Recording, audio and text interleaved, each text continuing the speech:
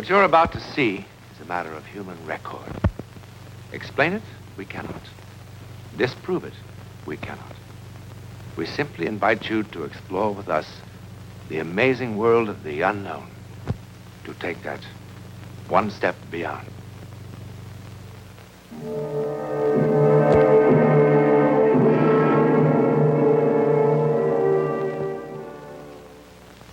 What you're about to see has haunted the minds of men for 40 years. A miracle or a soldier's fable? You decide.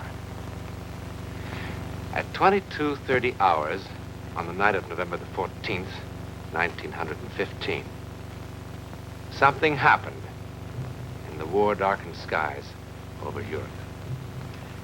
It was seen by a British mortar unit here in Flanders. It was by a Russian sentry on the East Prussian front. It interrupted the maneuvers of an Italian infantry company here.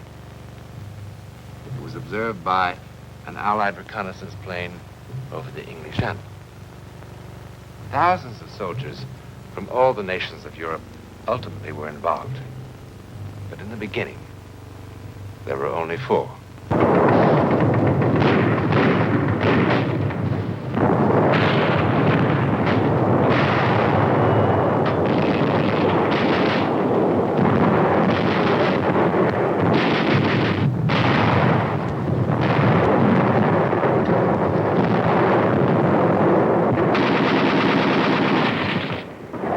French soldiers, an unimportant patrol on a trivial mission, set out on this gloomy November night in 1915 to attack a minor mortar position, kill a few enemy soldiers, and return to its lines. Indeed, a modest beginning for what is now just seconds away.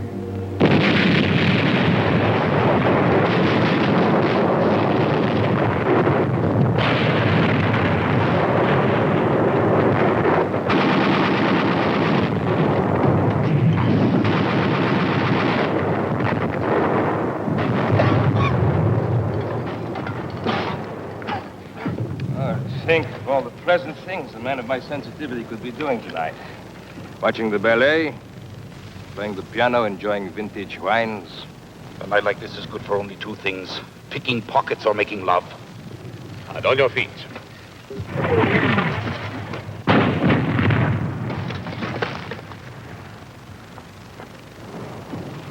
On your stomach, on your feet, on your stomach, on your feet. Oh, what an unpleasant war. Those flares, do they mean they've seen us? Probably. What will happen? If they kill enough of us, the next ration of schnapps. If we kill enough of them, perhaps they let us take a bath. It must feel strange to kill for the first time. Strange. Actually, I enjoy it. Each time I kill, I think there's one less push between me and those lovely bottles of wine gathering dust in my cellar. When's that blasted thing going to fall? Probably hanging from a parachute. Where do you see a parachute? How can it just hang there? It's so bright. Come on. Burn up. Fall.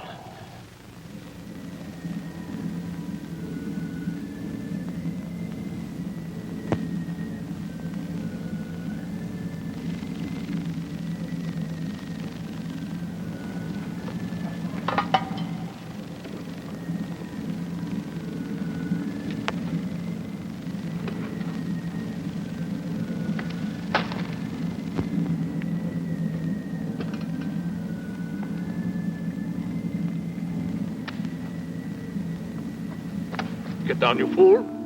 Get down, you'll get your heads blown off. Come back here. Come back, pick up your guns. Come back here. What are you running from? It is only a dirty bush. Think it is just a flare.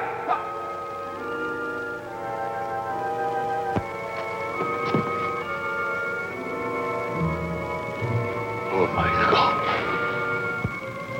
My God.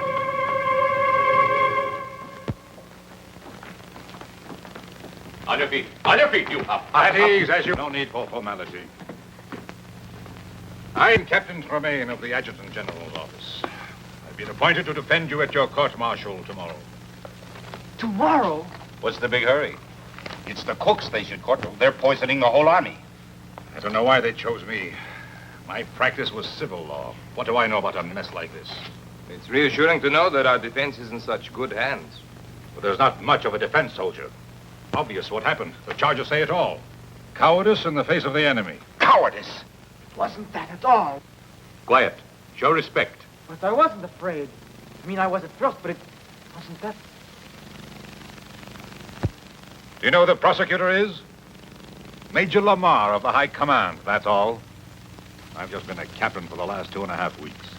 I don't suppose the captain would be demoted if he should lose his case. Oh, don't worry about that. He'll lose all right. It's bang, bang, bang for us. Well, how can I win? It's all here in black and white. At a time when the Boche are defeating us everywhere, Lamar will eat me up alive. Well, I'll do the best I can. But you'll have to be absolutely honest with me. No need to hold back anything. Sergeant Vai, look at this record. I just don't understand it. The Croix de Guerre. What happened? How could a brave man like you run from the enemy? Ask the others. I'm asking you.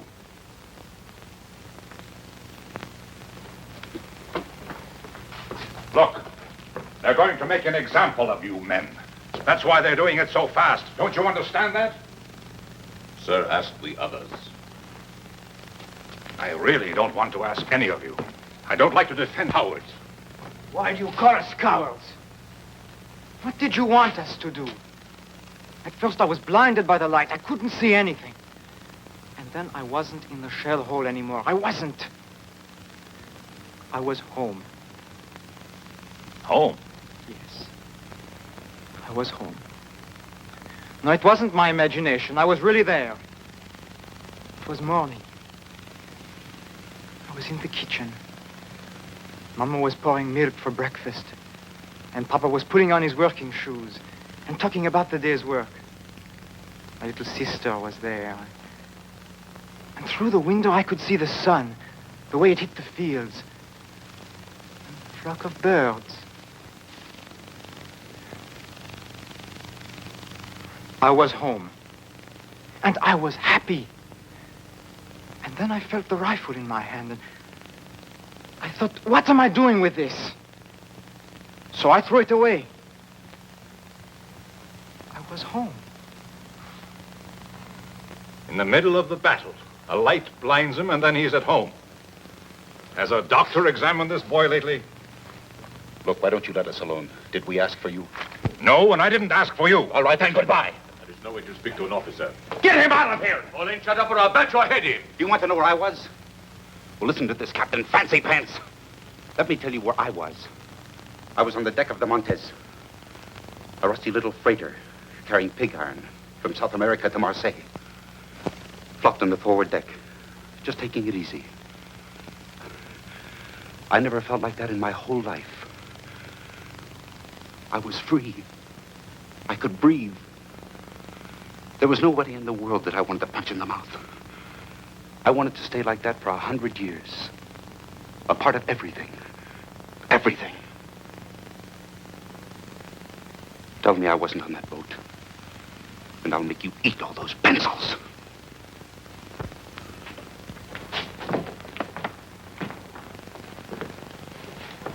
I'm sorry, sir, but what can you expect in today's army?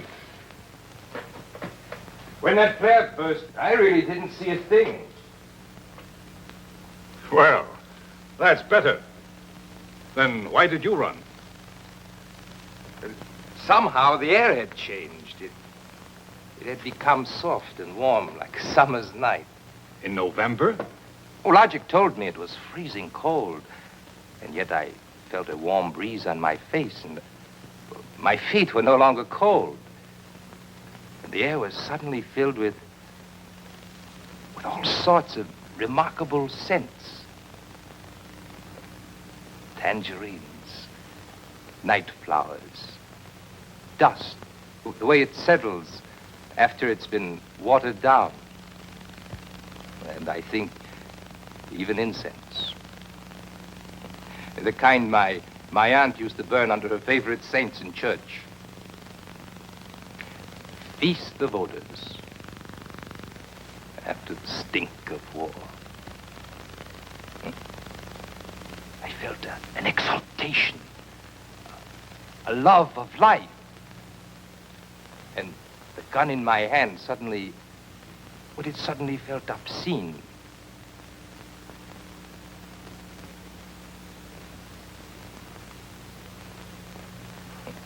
Obscene.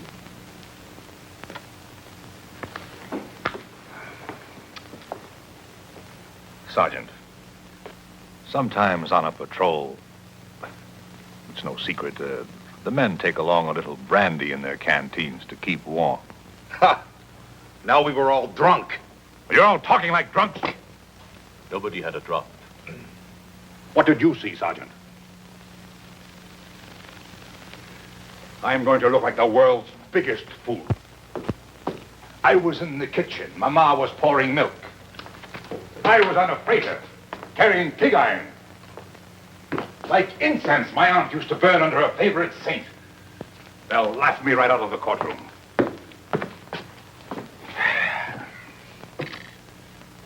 All right, let's begin again. You from the testimony of your men, Sergeant. Let me see. Ah, yes.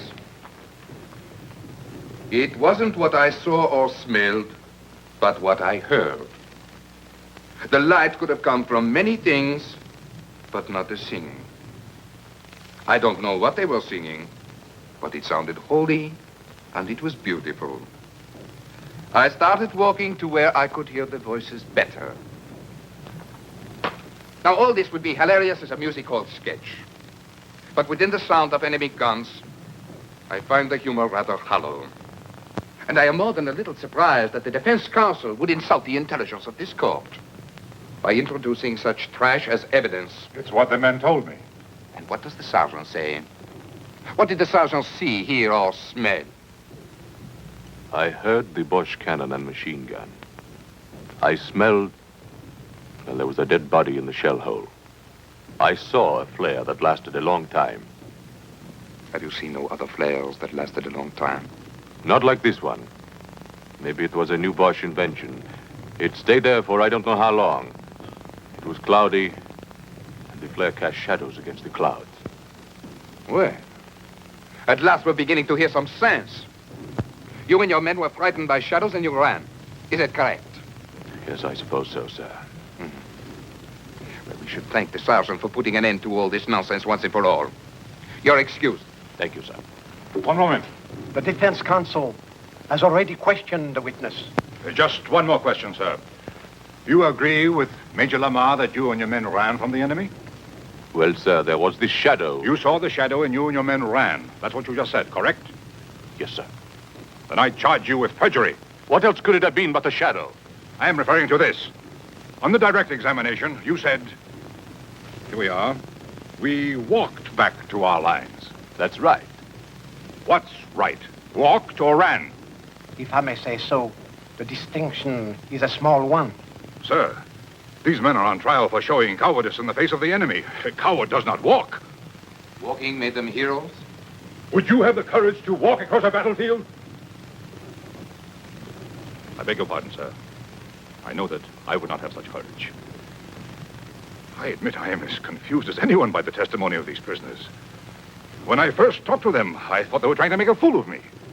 And what made the captain change his mind? Nothing, but that there's an incredible sincerity about these men. It has been my experience that men on trial for their lives are always incredibly sincere. Nevertheless, I insist that the records show that they walked. That the aforementioned soldiers are guilty of having shown cowardice in the face of the enemy. And by a unanimous vote, this court condemned them to the penalty of death by shooting, as provided for by the Code of Military Justice. This court is adjourned. Right. Face. All right. Look.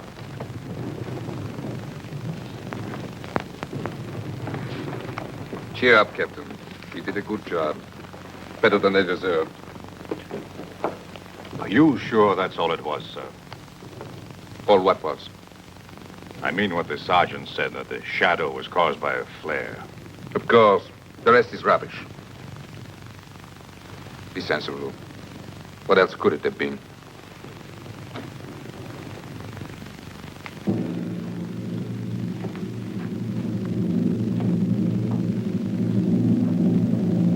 What else could it have been?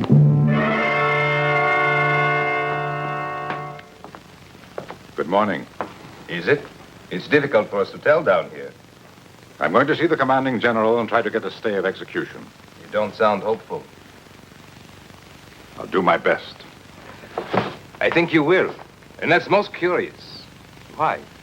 I'm a lawyer, that's why. When you first came down here, you wanted to spit in our eye. But in the courtroom, and now. And don't tell me you actually believe our outrageous stories. I don't know what I believe. Anyhow, while I'm in town, I could mail your letters if you wish. When do they get rid of us?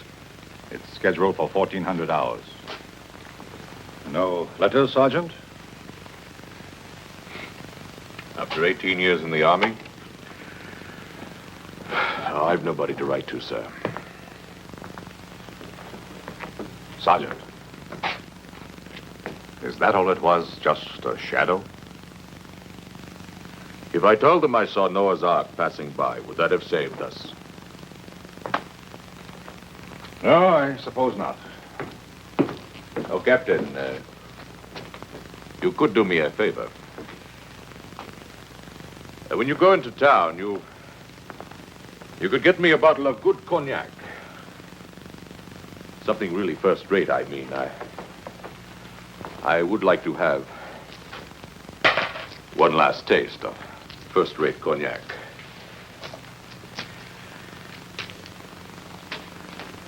Of course. It wasn't the shadow. And I don't imagine things. I'm as hard-headed as an ox. What I saw, I saw. When I looked up, the flare was still burning bright. And there, as big as the sky itself, was the face of the first man I ever killed. He was an Algerian, maybe even younger than me. And if I didn't cut his throat, he was going to cut mine. Then he was dead. His eyes were staring up at me. That's what I saw. That Algerian kid. And you know how he looked? And if he was saying, "It's all right, my friend. It wasn't your fault."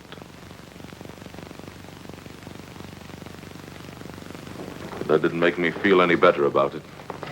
For there I was again with a gun in my hand and a belt of grenades around my neck. And if it wasn't my fault that Algerian kid was dead, well, then whose fault was it? You think I would say something like that in court and let them laugh at me, too?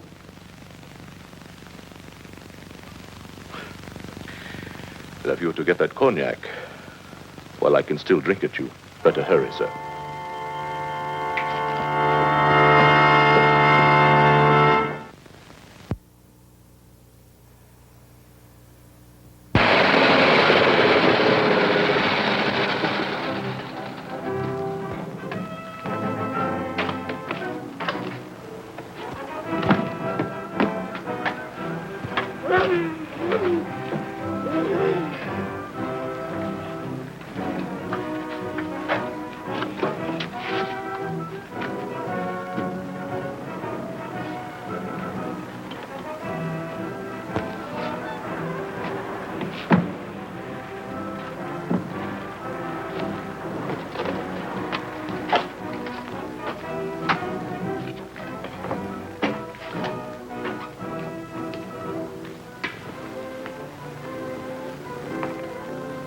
Could the captain spare a cigarette?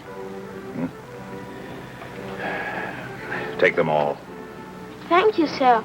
Oh, thank you. My grandfather will be so happy. You see, we are all that's left of a family of 7. I'd like to return the captain's kindness. That's all right. Would the captain like a sack of white flour? At a reasonable price. No, thanks. Or fresh butter or eggs? I have a fine Polish ham. Does the captain need any potatoes? A gold watch, in perfect condition. Solid gold. Bite it. I'm after 2. Can't be that late. 10 after 1. My grandfather thanks you for the cigarettes. Can you get me some cognac? But of course. It's got to be first class. First class cognac is expensive. Doesn't matter. I'm not bringing them anything else. Pardon? I've got to have it right away. Have to be back at the prison before 2 o'clock. Our house is at the edge of town. Get in. I'll direct you.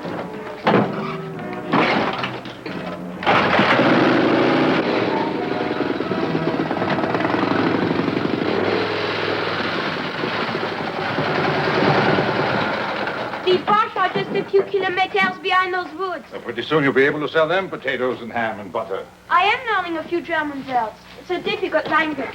I'm sure. The cognac is in the cellar. I'll get it.